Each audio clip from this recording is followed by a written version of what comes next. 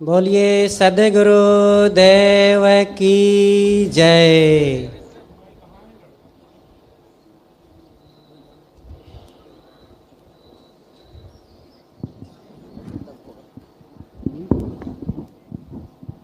एक मिनट।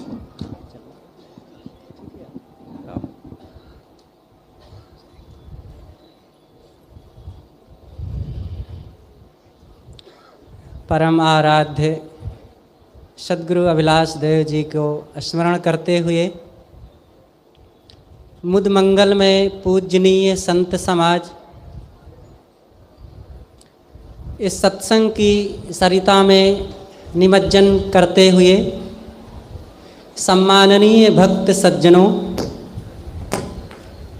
भक्तिमयी ममता मूर्ति माताओं, बहनों एवं प्यारे बच्चों, सत्संग हमारे जीवन में क्या काम करता है, इसकी क्या ज़रूरत है। सत्संग की वह ज़रूरत है जैसे एक पौधे को पानी की ज़रूरत है। कोई भी पौधा हो, कोई भी फसल हो, कितनी भी अच्छी क्वालिटी का हो, लेकिन पानी के बिना वह हरा भरा नहीं रह सकता है। ऐसे हमारी जिंदगी है। बाहर की चमक दमक, बाहर के वैभव, घर बाल बच्चे, रुपए पैसे, पद अधिकार, जवानी सुंदरता, ये सब कितना आगमा पाई है, कितना क्षणभंगुर है, क्षण क्षण बदल जाता है। इन सब चीज़ों में रहना भी है, इनका उपयोग करना भी है और इनसे अपने मन को ऊपर भी रखना है। जैसे पानी में नाव पानी में ही चलती है, लेकिन पानी में ही डूबती भी है। तो कैसे किया जाए कि पानी में रह कर के हम पानी से पार भी हो जाएं और डूबने से भी बच जाएं। बस नाव को चलाने के सही तरीका चाहिए। ऐसी जिंदगी भी हमारी एक नाव की तरह है। सद्गुरु अभिलाष देव जी ने एक सुंदर सा भजन देखो बनाया है। उसकी पंक्ति है ये: हे प्रभु एक तू ही सहारे, मेरी नैया लगा दो किनारे। हमारी नाव का मझधार में है सब समय, चारों तरफ विषयों का, इच्छाओं कामनाओं का, वासनाओं का, देहाभिमान आदि जो मन में कुसंस्कार भरे हुए हैं, इन सब का गहरा पानी है। और इसी पानी में हमें अपने कल्याण की नाव का भी चलाना है, अपने जीवन को परमार्थ पथ में भी लगाना है। अब कोई कहे कि नहीं, जब तक ये पानी है, इच्छाएं कामनाएं वासनाओं का, हम कैसे कल्याण प्राप्त कर सकेंगे? जब ये समाप्त हो जाएगा तब कल्याण का काम करेंगे। समाप्त कैसे हो जाएगा? समाप्त करने से समाप्त होता है। और समाप्त करने के लिए यही तरीका है कि आप जब से होश संभालें, जब से समझ में आवे, अपने मन को, अपने बाल बच्चों को, अपने लोगों को अच्छी बात बतावें, अच्छे राह पर चलने की प्रेरणा देते रहें, अच्छे ग्रंथों को पढ़ें, अच्छी संगति में रहें, अच्छी बातें सुनें और अच्छी बातें करें। आज इन बातों के लिए जंगल में रोने की भांति हो गया है। जैसे जंगल में कोई व्यक्ति दुखी होकर के रोवे तो कौन उसकी उस दुख दर्द भरी आवाज़ को सुनेगा? कोई सुनने वाला नहीं है। ऐसे ही आज समाज में ये बात कहो, लोगों से ये बात कहो कि भैया जरा ज्ञान भक्ति में मन को लगाओ, सत्संग साधना में मन को लगाओ। और ये दुनिया बड़ी खट्टी है, ये सब छूटने वाला है। तो लोगों को लगता है ये क्या बात कह रहे हैं, ये 200 वर्ष पुरानी बातें कह रहे हैं, आज तो इसकी क्या ज़रूरत है। आज खूब हम पढ़े लिखे हैं, हमारे पास घर धन है, रुपए पैसे हैं, पद अधिकार है, और हम बंगले में गाड़ी में चलते हैं, क्या ज़रूरत है, सब कुछ तो है हमारे पास। सज्जनों, चीज़ों का होना अलग बात है और मन का निश्चिंत निर्भय प्रसन्न होना बिल्कुल अलग बात है। अगर इन चीज़ों से ही सुख शांति मिली होती तो इन जो पुरा काल से बड़े बड़े महापुरुष हुए हैं, ये अपने अपने घर द्वार छोड़ करके जंगल में क्यों जाते? क्या ये नादान थे क्या? बुद्ध और भर्तृहरि, सनकादिक लोग, सनक सनंदन सनातन सनत कुमार, कबीर, दयानंद, विवेकानंद, विशाल देव, अभिलाष देव, सदगुरु पूर्ण साहेब, सदगुरु काशी साहेब, अरे इतिहास में भरे हुए हैं इन महापुरुषों का नाम। ये क्या क्यों छोड़ करके गए? क्योंकि उन्होंने देख लिया है कि ये संसार वैसे ही है जैसे एक रंग महल हो, सुंदर सा भवन हो और चारों तरफ वहाँ गहमा गहमी हो, अनेक प्रकार की बत्तियाँ जल रही हो और नाच राग रंग हो रहा हो, सुंदर वाद्य बज रहे हों, लेकिन अचानक खट से बिजली चली जाए तो सारे रंग महल में सूनापन हो जाता है, अंधकार छा जाता है। क्या ऐसे हमारे जिंदगी में जो आज चहल पहल दिख रही है और चारों तरफ हर्षोल्लास आनंद के बाजे बज रहे हैं और खुशियों की धूम मची हुई है, क्या इसमें अचानक खट से बिजली नहीं चली जाएगी? देखते नहीं हैं कि फोन आता है, समाचार आता है, मैसेज आता है, पत्र पत्रिकाओं में बात छपती है कि फलाने का एक्सीडेंट हो गया, उनका हार्ट अटैक हो गया। रतन टाटा जी जो भारत के बहुत बड़े उद्योगपति थे और बहुत ही नेक इंसान थे, वे सेवापरायण व्यक्ति थे, देश के लिए उन्होंने बहुत काम किया है और वे भी देखो चले गए। उनका अपना करोड़ों अरबों खरबों का जो विस्तार था पूरे देश और विदेश में, उनके लिए क्या रह गया? एक कौड़ी भी साथ में गई। और उनके आगे जो अब गति होगी, उनके इकट्ठा किए हुए धन, फैक्ट्री कल कारखाने उद्योग धंधे, उसके आधार पर होगी कि उनके किए हुए कर्मों के आधार पर? जो उन्होंने धर्म परमार्थ को अच्छे संस्कार या जो भी संस्कार कमाए थे उसके अनुसार ही तो उनके उस जीव की गति होगी ना। तो असली पूंजी तो यही है। और इन्हीं सद्गुण सदाचार की पूंजी से वर्तमान में भी हम खुश रह सकते हैं, सुखी रह सकते हैं, और इसी के आधार से इस जीवन के बाद भी। आज वर्तमान में कोई ना परलोक माने, इस देह के बाद कोई जीवन को ना माने, तो वर्तमान में तो खुशियों की ज़रूरत है, परिवार में समाज में एक सुंदर व्यवस्था की ज़रूरत है।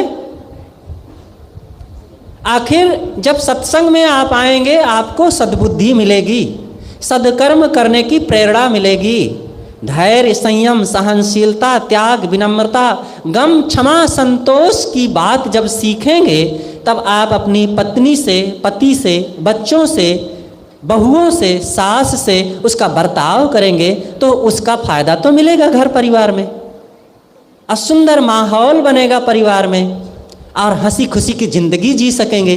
और जहाँ रहेंगे, चाहे आप नौकरी में रह रहे हो, फैक्ट्री में रह रहे हो, खेत में रह रहे हो, मित्रों में रह रहे हो, वहाँ भी आपके जीवन में सुंदर व्यवहार होने के नाते उसका लाभ मिलता रहेगा।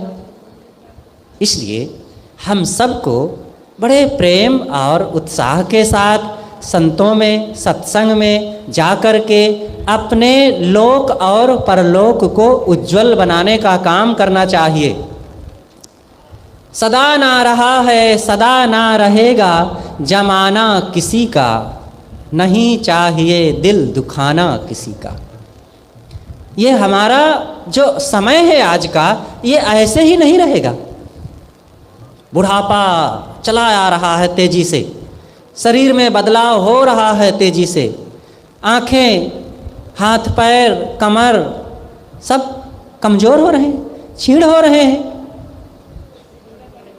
और अगर इसी बदलाव में हमने अपने मन में जो उत्पन्न हो रहे कुसंस्कार है, इच्छाएं, कामनाएं हैं, उनको भी बदल करके सद्विचार, सद्भाव और सद्कर्मों की तरफ ना ले गए तो हमने तो कुछ नहीं कमाया।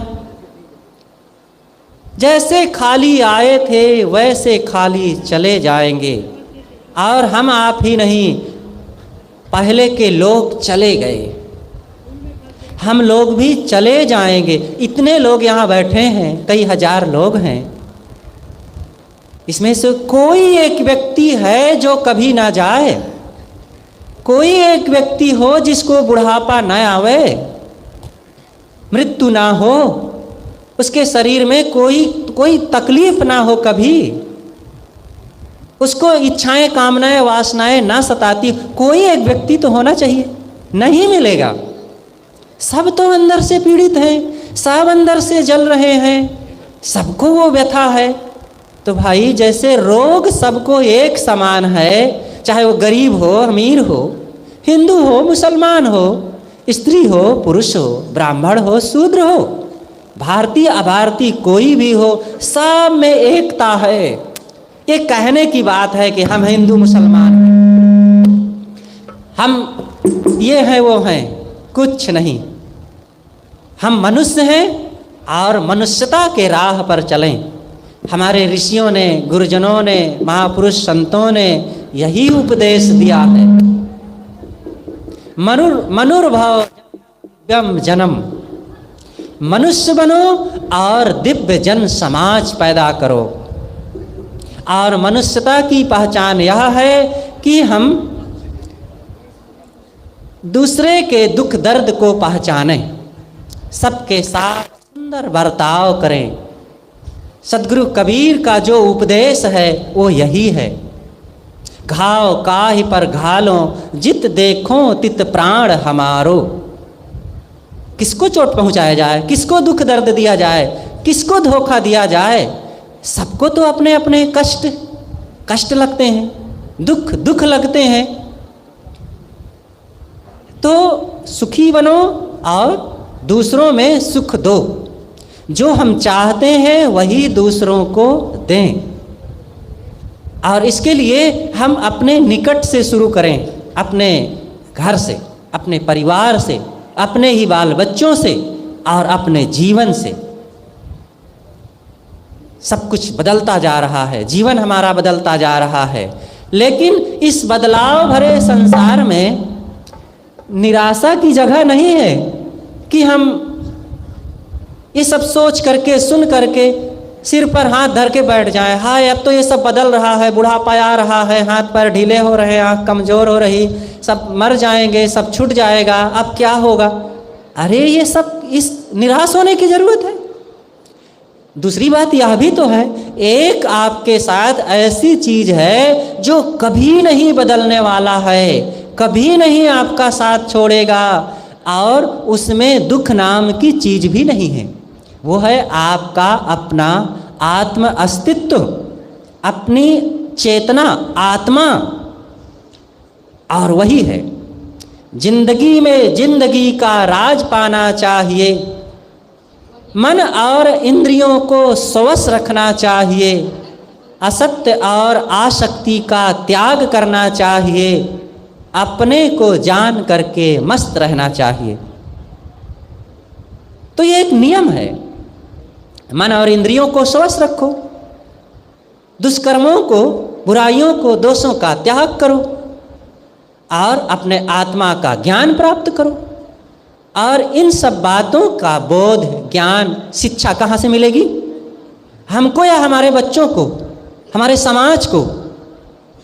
कोई स्कूल है, कोई शिक्षण संस्थान, कोचिंग सेंटर और कोई इंस्टीट्यूट है कि जहाँ पर बच्चों को भेजकर हम खुद जा करके ये विद्या के सुखी है? उसके लिए एक ही जगह है, वो सत्संग है, संतों की जगह है। ज्ञान वैराग्य साधना संपन्न, इंद्रिय जयी और जो दुनिया से निराश हैं, ऐसे महान संत गुरुजनों के शरण में जा कर के, और वे नए साधक ही क्यों ना हो, अगर उनके अंदर ज्ञान वैराग्य है, सच्चे अर्थों में वे जिंदगी को जी रहे हैं,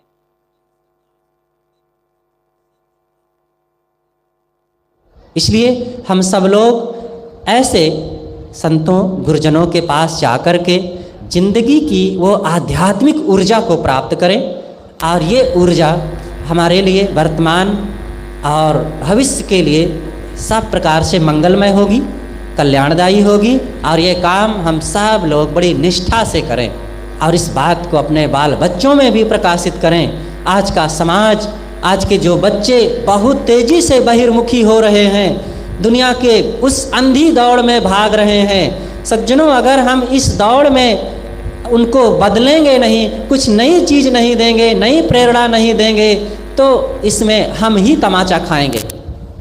क्योंकि ये बच्चे बहिर्मुखी चंचल होकर के वो स्वयं भटकेंगे और उसका परिणाम अपने समाज, अपने परिवार को देंगे, और इसका पूरा का पूरा खामियाजा मिल रहा है और आगे बढ़ता जाएगा। इसलिए हम सब लोग सत्संग से जुड़े, और सत्संग में भले बाहर के इतिहास, भूगोल, गणित, विज्ञान नहीं पढ़ाया जाता, लेकिन जो आपके हमारे जिंदगी की मूल आवश्यकता है, उसके लिए भरपूर सामग्री संत गुरुजन दे रहे हैं। और सदगुरु अभिलाष देव जी की वाणियों में, उनके विचारों में, सदगुरु कबीर देव के उन विषयों में, उनके दर्शन में इस बात की पुष्कल सामग्री है। हम सब लोग इन चीज़ों को ठीक से समझें और पढ़ें, लिखें और अपना कल्याण करें। मैं अपनी बातें यहीं पर समाप्त करता हूँ। बोलिए सदगुरु देव की जय।